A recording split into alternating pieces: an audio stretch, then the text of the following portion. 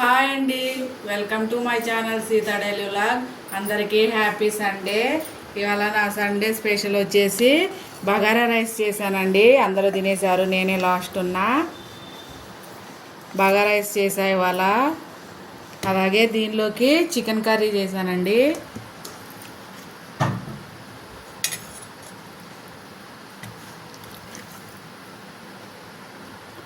Bagara rice ఇంకా chicken curry.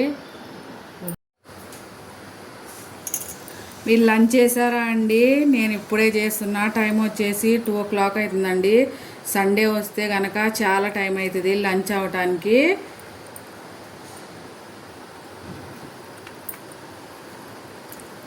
అలా ఉల్లిపాయ ఇంకా నిమ్మకాయ వేసుకొని తింటే బగారా రైస్ ఎంత బాగుందో అండి, చాలా బాగుంది టేస్ట్.